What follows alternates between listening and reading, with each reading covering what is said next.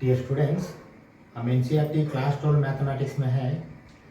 Vector algebra chapter में ये last class है। मिसलेनियस एक्सरसाइज में 4 क्वेश्चंस बचा है। 4 के 4 ऑब्जेक्टिव टाइप क्वेश्चंस है। 16, 17, 18, 19 जिस क्लास में चारों क्वेश्चंस खत्म करेंगे। ठीक है, चलो देखिए क्या दिया है। If theta is the angle between two vectors A and b, ये तो हमको मालूम है। Okay, a dot b is greater than or equal to 0 when theta is greater than 0 but less than pi by 2, theta is greater than 0 but less than or equal to pi by 2, 0 to pi, 0 and pi but equal।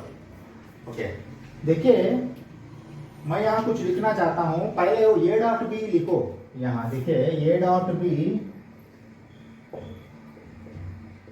is greater than or equal to 0 कभी होगा? a dot b modulus of a modulus of b cos theta should be greater than 0,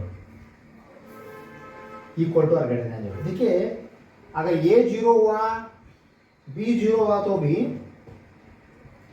cos theta 0 नहीं रहा तो भी ये greater than और equal to 0 होगा। तो हम इसको क्या करते हैं बाद में, ये और बी का यहाँ इंपॉर्टेंस नहीं है क्योंकि यहाँ 0 मॉडुलस डालने के बाद यहाँ इक्वल टू 0 होगा, नहीं तो ग्रेटर देन 0 होगा। ये ऑलरेडी इक्वल टू 0 है तो इसका कोई वैल्यू नहीं है।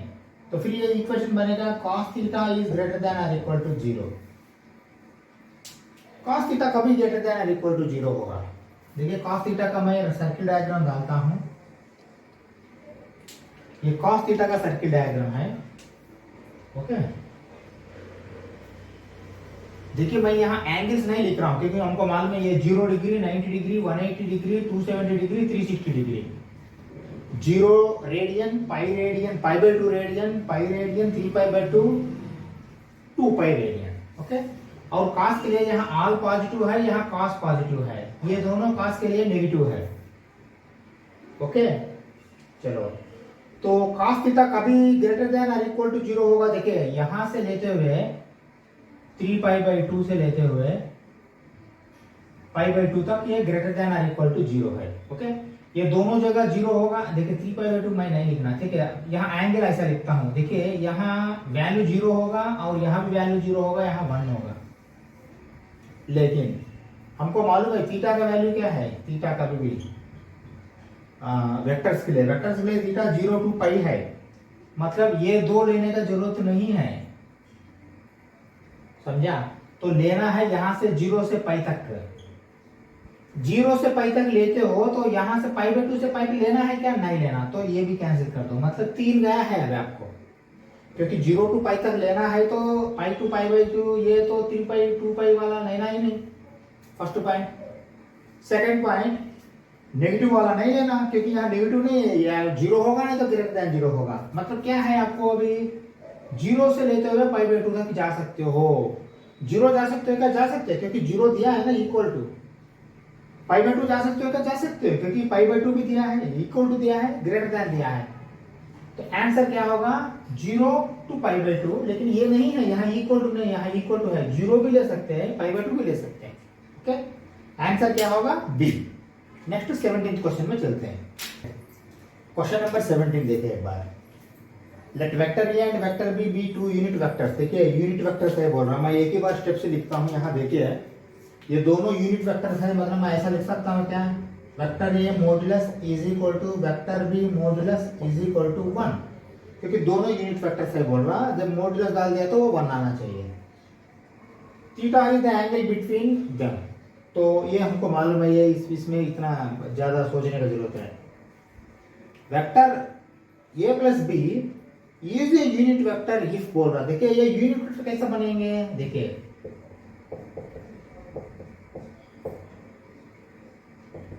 यही तो है यूनिट वेक्टर। पहले यहाँ वेक्टर ए यूनिट वेक्टर है, वेक्टर बी यूनिट वेक्टर है, यहाँ ए प्लस बी भी यूनिट वेक्टर है बोल रहा।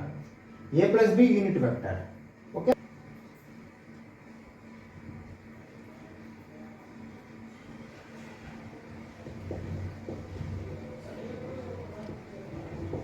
ऐसा लिख सकता हूं क्या मैंने? Squaring on both side. Okay, चलो तो फिर मैं दोबारा क्या कर रहा हूं, देखिए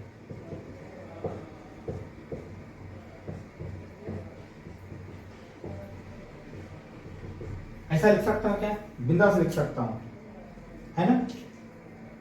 पहले मॉडुलस है, फिर बाद में मॉडुलस को स्क्वायर किया, स्क्वेयरिंग ऑन बोथ साइड, क्योंकि इसको हमने ऐसा बदल सकते हैं, है ना। अब देखिए ये डॉट ये डॉट ए स्क्वायर होगा प्लस ये डॉट बी होगा प्लस बी डॉट ए होगा प्लस बी मॉडुलस स्क्वायर होगा इज इक्वल टू 1। ओके, हाँ अभी क्या करेंगे, देखिए ये स्क्वायर, ये 1 स्क्वायर है ना, प्लस ये दोनों सेम है, a dot b dot a, 2 times of A dot b plus 1, एक 1 तो काट दो, ओके, एक 1 तो काट दो, एक 1 उधर भेज दो, मतलब क्या है 2 a dot B is equal to 1, sorry -1, -1। Okay, तो ए डॉट बी क्या होगा, -1/2 हो। फिर ए डॉट बी का फार्मूला डाल दो, modulus of A modulus of b cos theta is equal to -1/2। फिर इसका वैल्यू डाल दो, ये 1 तो फिर क्या होगा, cos theta is equal to -1/2, क्योंकि ये 1 इंटू 1 डिवाइडेड बाई 1। ओके, हो गया वहां। cos थीटा -1/2 कहाँ होगा,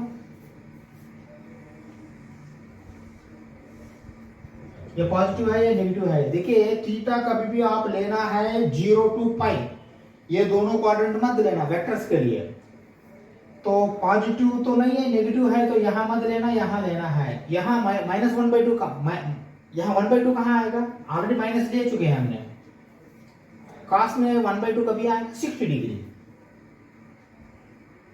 ये 60 डिग्री, 60 डिग्री मतलब क्या लेंगे यहाँ, ये 180 है, 180 minus 60, theta is equal to 180 minus 60 degree, that is equal to 120 degree, है ना।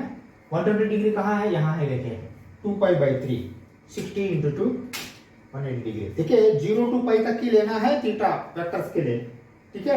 18th क्वेश्चन में चलते हैं।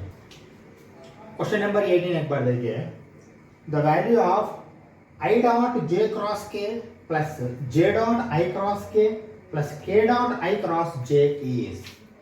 देखिए वहां जाने के पहले यहाँ कुछ लिखता हूं, पहले देखिए मैं क्या लिखना चाहता हूं।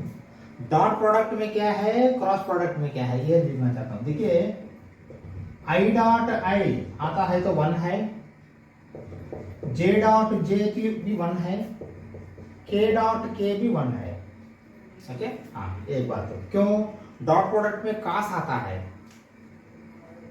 ओके, कास आया तो I और I दोनों के बीच में एंगल 0 रहता है, cos 0 1 है, इसलिए आपको 1 आता है, ओके।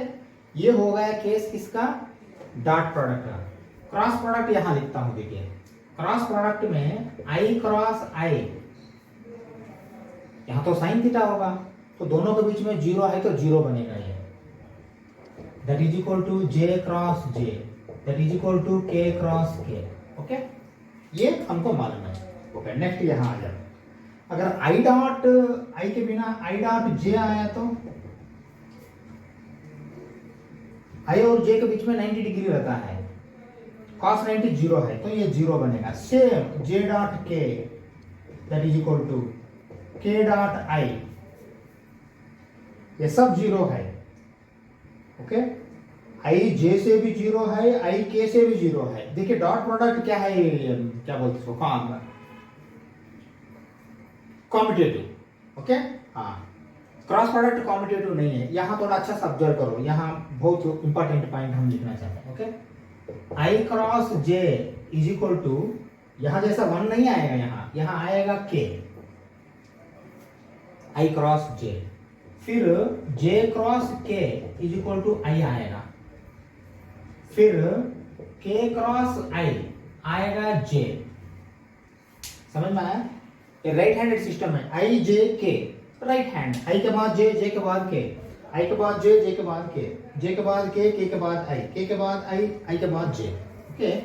अगर ये रिवर्स हो गया नहीं तो डिस्टर्ब चेंज हो गया, तो देखिए I क्रॉस K आया तो क्या होगा, ये J आएगा लेकिन माइनस J आएगा, ओके। और देखिए ये जे क्रॉस के बिना के क्रॉस जे रहा तो भी आपको माइनस ए आएगा। समझ में आया? और ज्यादा में लिखने का जरूरत नहीं, इससे आपको समझ में आया होगा सिस्टम। ओके, तो वापस जाते हैं। देखिए यहाँ आई है, पहले तो आई लिखो, बाद में देखते हैं। जे क्रॉस के क्या है? आई है। ओके, प्लस जे लिखो, आई क्रॉस के, देखिए के क्रॉस आई रहना चाहिए, आई क्रॉस क्या है तो क्या होगा? माइनस जे होगा, ये माइनस जे डॉट माइनस जे, नेगेटिव जे। ओके, फिर प्लस के डॉट आई क्रॉस जे हो सकता है के। ओके, हाँ देखिए आई डॉट आई तो 1 है, प्लस के डॉट के भी 1 है, यहां तो कोई दिक्कत नहीं। लेकिन जे डॉट जे रहा तो 1 होता था, जे डॉट माइनस जे -1, तो -1 + 1 कैंसिल किया तो बचा क्या है? 1 है। तो आंसर क्या है? 1 है। समझा? नेक्स्ट 19th क्वेश्चन में चलते हैं।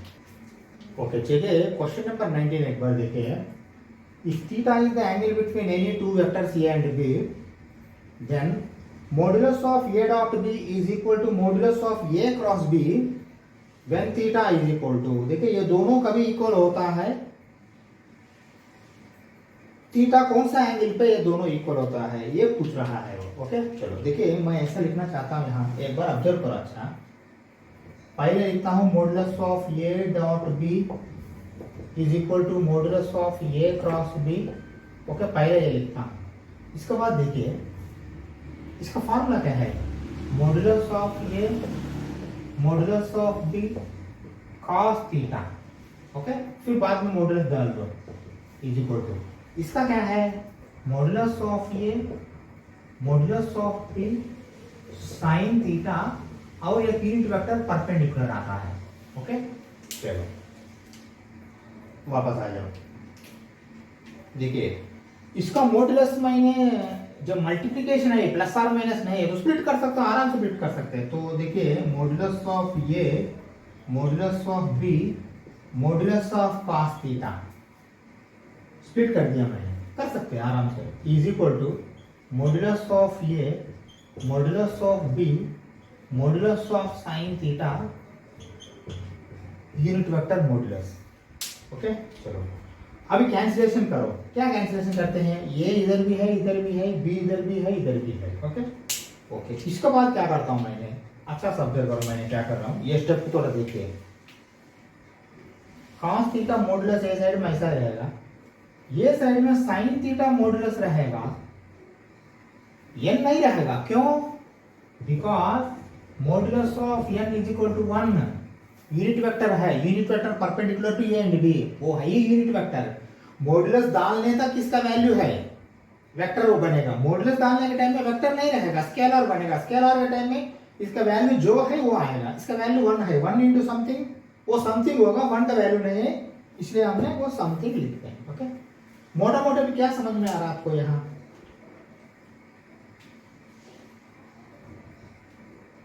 cos theta is equal to sine theta कहां होगा?